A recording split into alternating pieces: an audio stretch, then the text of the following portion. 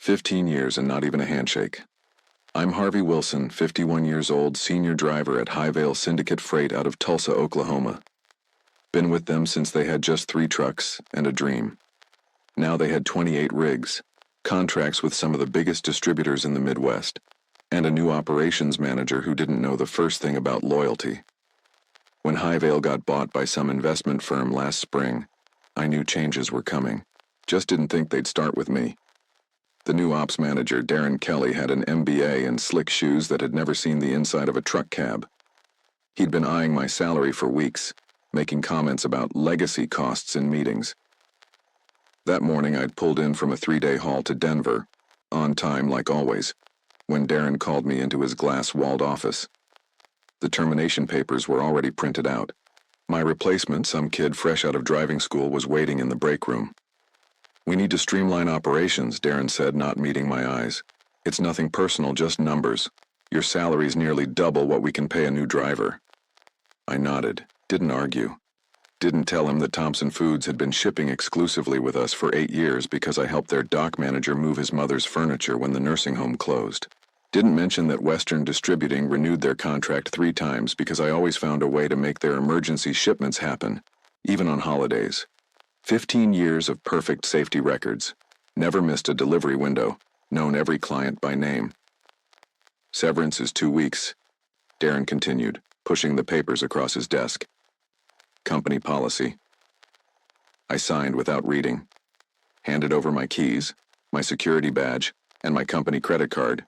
Said thank you for the opportunity. In the parking lot, I sat in my pickup for almost an hour. Not angry, just thinking. About the clients who'd become something like friends over the years.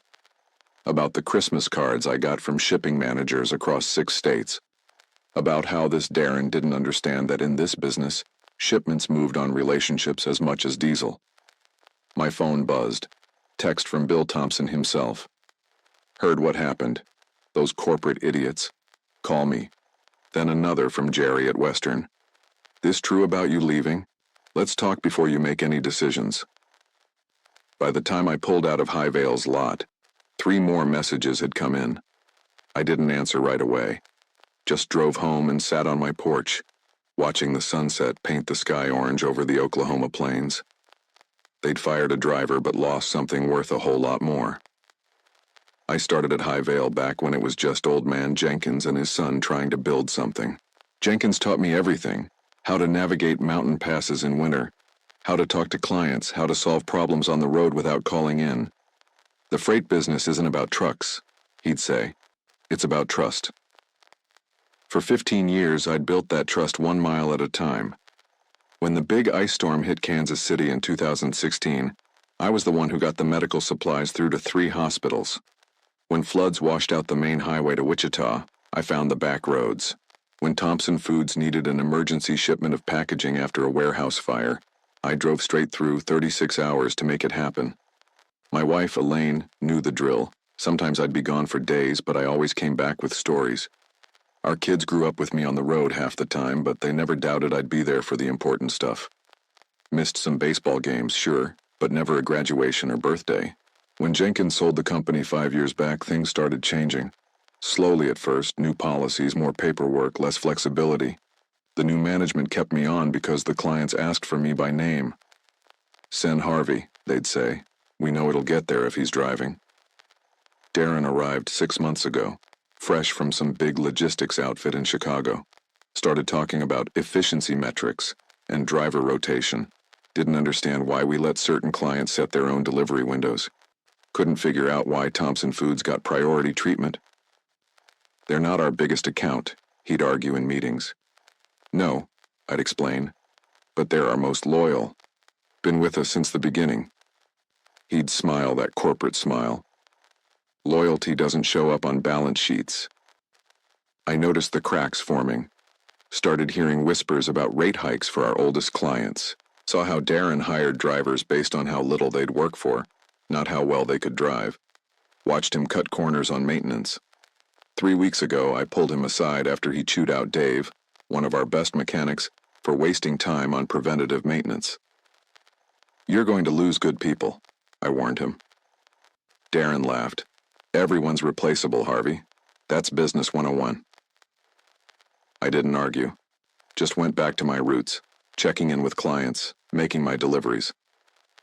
Keeping things running while the foundation cracked beneath us. Little did I know I'd be the first one they'd decide to replace. After sitting on my porch for an hour, I finally checked those messages. Bill Thompson wanted to meet for coffee tomorrow. Jerry from Western Distributing asked if I had plans to drive for another company. Maria at Lakeland Foods just sent a string of angry emojis followed by, "Call me." I went inside, made a pot of coffee, and sat at the kitchen table. Elaine was working late at the hospital.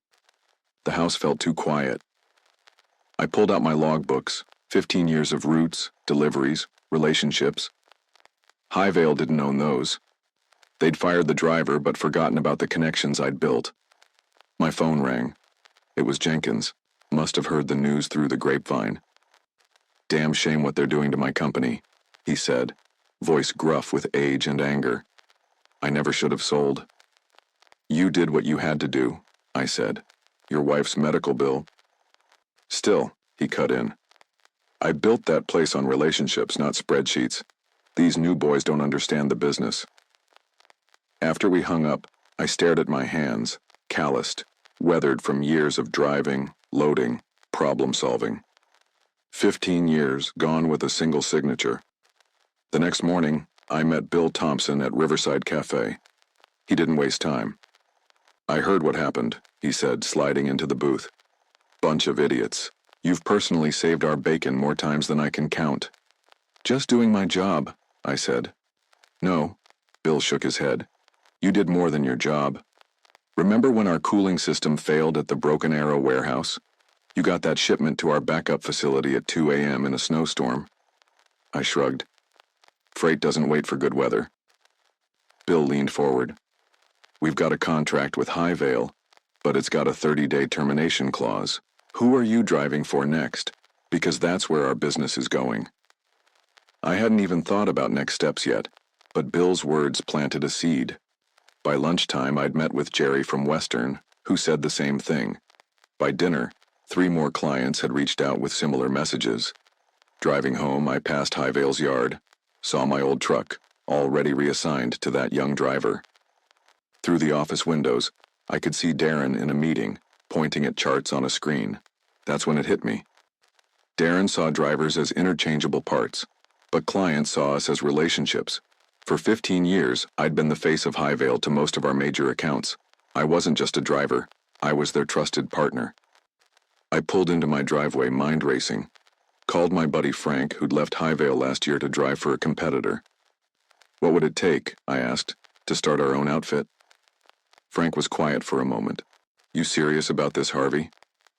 "Never been more serious in my life." "You'd need capital, licenses, insurance." He started listing. "And clients," I added, "which I've got." That night, Elaine found me at the kitchen table, surrounded by notes and calculations. "What's all this?" she asked. I think," I said slowly, "I'm starting a freight company." 3 days after being fired, I walked back into Highvale's office. Not to beg for my job, I was past that, but to collect the personal items from my locker and talk to a few of the drivers I'd mentored over the years. Darren spotted me in the break room, talking with Doug and Alejandro, 2 drivers who'd started under my guidance. His face darkened as he marched over. "Harvey, this is private property," he said. "You can't just walk in and disrupt operations." "Just collecting my things," I said, holding up my old thermos and the family photo that had been in my locker. "And saying goodbye to friends." Darren crossed his arms. "I've heard you've been talking to our clients." So that's what this was about. Word travels fast in the freight business. "They called me," I corrected, "to ask why I wasn't delivering their shipments anymore." "Well, stop it," Darren snapped. "Those are Highvale accounts. Interfering with our client relationships could be construed as tortious interference with business relationships." He pronounced each word like he'd rehearsed it with a lawyer. Maybe he had. "Can't control who calls me," I said, keeping my voice even. "Or what decisions they make about their shipping needs." Darren stepped closer. Listen carefully, Harvey. You signed non-compete and non-solicitation agreements when you joined Highvale. If you try to poach our clients, we'll bury you in legal fees. I hadn't expected this, couldn't afford a legal battle. 15 years of loyalty, and now they were threatening to sue me for taking phone calls. Check those agreements, I said, remembering something important. They expired after 10 years. Jenkins made sure of that. Darren's face flushed. He clearly hadn't done his homework. Regardless, he recovered. This is your one warning. Stay away from our clients. I nodded, picked up my things, and walked out. In the parking lot, Doug and Alejandro caught up with me. He's running this place into the ground, Doug muttered. Cutting corners on maintenance, pushing drivers to break hours of service rules. 3 guys quit last week, Alejandro added. Replace them with rookies who'll work for peanuts. I'd suspected as much, but hearing it confirmed made my stomach tighten. Not just for the business implications, but for safety. Poorly maintained trucks and overworked drivers were a recipe for disaster. You two be careful, was all I said. Back home, I called Jenkins to ask about those agreements. He confirmed what I remembered. The non-compete and non-solicitation clauses had expired years ago. I never believed in tying people down forever, he explained. Good business is built on choice, not force. The next day, I got a certified letter from Highvale's lawyers anyway, threatening legal action if I continued soliciting their clients. Pure intimidation. They had no case, but they hoped I wouldn't know that, or couldn't afford to fight it. That same afternoon, Bill Thompson called. Highvale just tried to raise our rates by 15% with no explanation. He fumed. When I mentioned your name, their sales guy got all squirrely. One by one, similar calls came in. Highvale was scrambling to lock down clients using strong-arm tactics and sudden rate hikes. Classic desperation moves. That evening, Frank came over with pizza and beer. We sat on my back deck, hammering out a business plan. He'd already pulled together information on insurance, licensing requirements, and startup costs. The numbers were daunting but not impossible, especially if we started with just 2 or 3 trucks. We'd need a solid base of guaranteed contracts, Frank said, taking a swig of beer. I looked at my phone, which had been buzzing with client messages all day. I don't think that's going to be a problem. 1 week later, I was sitting in a small office I'd rented in an industrial park on the east side of Tulsa. Frank had tapped his 401k. I'd pulled money from savings, and together we'd secured financing for 2 trucks. Didn't seem like much compared to Highvale's fleet, but it was a start. We'd filed the paperwork to establish Wilson and Reynolds Freight LLC, applied for our DOT authority, got the insurance squared away, expensive, but our clean driving records helped. Even found a decent used truck that would be ready next week. What I hadn't expected was the call from Patty, Highvale's longtime dispatcher. Harvey, you got a minute? Her voice was hushed, like she was hiding in a bathroom or storage closet. Always, Patty. What's going on? It's worse than you know, she said. After you left, Darren brought in some consultant who's been going through all the contracts, looking for ways to squeeze more money out of everyone. She paused, and I heard paper shuffling.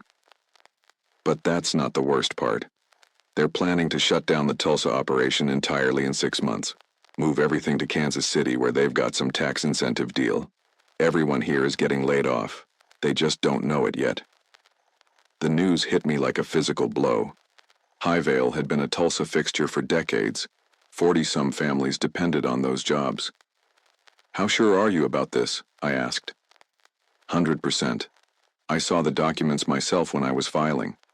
Darren left them on his desk, real careless. They've already started looking at warehouse space in Kansas City. After she hung up, I sat at my empty desk, staring at the wall. This wasn't just about me anymore. It was about all the people who'd be blindsided 6 months from now. Frank arrived with coffee and donuts, excited about the used Peterbilt he'd found at a good price. He stopped short when he saw my face. What happened? I told him what Patty had shared. His expression hardened as I spoke. So all this talk about efficiency and streamlining was just smoke, he said. They were planning to dump everyone anyway. Seems that way. Frank sat down, Coffee forgotten. We need to think bigger, Harvey. What do you mean? If they're shutting down in 6 months anyway, we should be planning to pick up as much of that business as possible. Not just a client here and there. All of it. He was right. This wasn't about getting back at Darren or even saving my own career anymore. It was about preserving what Jenkins had built. The relationships, the trust, the jobs. We spent the rest of the day revising our business plan, called our bank contact about financing for more trucks, researched warehouse space that could serve as a modest terminal. By evening, we had the outlines of something much more ambitious than our original 2-truck operation. The next morning, I called Jenkins and asked him to meet me for lunch. I laid out everything. What Patty had told me, what Frank and I were planning, the challenges we faced. The old man listened quietly, hands folded on the table. When I finished, he nodded once. "How much do you need?" he asked. "Sir?" "For startup capital. I've got some money set aside, was saving it for a fishing boat, but this seems more important." I hadn't expected this. "We couldn't ask you to." "You're not asking." Jenkins cut me off. "I'm offering. Those people at Highvale, most of them I hired myself, known their families for years. I'll be damned if I'll sit by while some corporate vultures scatter them to the wind." He pulled out his checkbook right there in the restaurant. "Let's build something right this time," he said, "something that lasts." Over the next 2 weeks, Wilson, Reynolds, and Jenkins Freight took shape with startling speed. Jenkins' investment, combined with our own resources and a business loan, gave us enough capital to lease 5 trucks, secure a small terminal with a warehouse, and hire key personnel. We started with the essentials. Patty gave notice at Highvale and joined us as dispatcher. 2 experienced mechanics followed, sick of Highvale's corner cutting on maintenance. We hired 5 drivers, all veterans with stellar safety records who had either already left Highvale or were planning to. The trucks arrived, 3 Peterbilts and 2 Kenworths. Nothing fancy, but solid, reliable machines. We painted them midnight blue with silver trim, our new company logo on the doors. Each morning, I'd arrive at our modest terminal before dawn and feel a surge of pride seeing those trucks lined up, ready to roll. Meanwhile, Highvale was spiraling. After I left, 3 major clients had pulled their business, not to us, not yet, but to competitors. They'd cited service concerns, but really they were just waiting to see if our new operation could handle their needs. Word of the Kansas City move had leaked. Morale at Highvale was rock bottom. Drivers were jumping ship weekly. Deliveries were being missed. Darren was in full panic mode, slashing rates to keep clients while cutting corners everywhere else. We moved carefully, building our infrastructure before taking on too much business. Jenkins insisted on doing things right. Proper training, thorough maintenance protocols, fair pay scales. "The money will follow if we focus on quality," he kept saying. By the 3rd week, we were ready to approach clients directly. I started with Thompson Foods, my longest relationship. Bill Thompson met me in his office, examined our rate sheets, insurance certificates, and driver qualifications, asked tough questions about capacity and contingency plans. "This all looks solid, Harvey," he said finally. "But Highvale just dropped their rates below yours. They're desperate to keep us." "They can't sustain those rates," I replied, "and they can't match our service, plus there's something you should know." I told him about the Kansas City move. Bill's face darkened. "So all their promises about local service and quick response times will be impossible to keep once they relocate." Bill nodded slowly. "We'll need to phase this transition carefully. Can't afford any supply chain disruptions."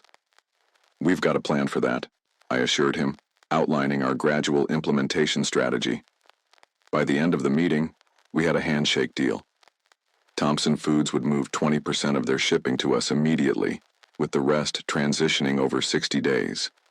Similar conversations played out with Western Distributing, Lakeland Foods, and 6 other major clients. Not all signed immediately, but most started shifting portions of their business our way. We weren't just taking clients. We were taking the good people too. Every week, another Highvale employee would approach us looking for work. We couldn't hire them all, but we took the best. Experienced dispatchers, skilled mechanics, reliable drivers. Then came the moment that confirmed we were on the right path. Doug, the driver I'd mentored who was still at Highvale, called one evening. "Harvey, you won't believe this. Darren just announced they lost the Cornerstone Builders account." Cornerstone was Highvale's biggest client, 30% of their business. "What happened?" "Word is they found out about the Kansas City move from one of their contacts at Western. They've already signed with someone else." I asked the obvious question. "Who'd they sign with?" Doug laughed. "That's the best part, not you guys. They went with National Logistics. Darren's been running around screaming that you somehow engineered it, but everyone knows it's his own fault." The plan was working better than we'd hoped. We didn't need to actively poach all of Highvale's business. The company was imploding on its own. 2 months after being fired, I was back behind the wheel, delivering a critical shipment to Thompson Foods. Their main production line had suffered a breakdown, and they needed replacement parts by morning, just like old times. Except now the truck I drove had my name on the door. As I backed up to Thompson's loading dock at 4 a.m., Bill himself was waiting, despite the early hour. "You're a lifesaver, Harvey," he said as I handed him the manifest. "Our production manager says we can be back online within 2 hours now." I helped unload, then joined Bill in his office for coffee. He seemed distracted, checking his phone repeatedly. "Everything okay?" I asked. "Just waiting for confirmation on something," he said, pouring more coffee. "Should be any minute now." His phone buzzed. He read the message, then smiled. "It's official. As of this morning, we've terminated our contract with Highvale. You're now handling 100% of our freight." I knew this was coming. We'd been gradually taking on more of their business, but hearing it formalized still felt momentous. "Appreciate your trust," I said simply. "Trust is why you got it," Bill replied. "But you should know you're not the only one. Western Distributing cut ties with them yesterday. Lakeland Foods the day before.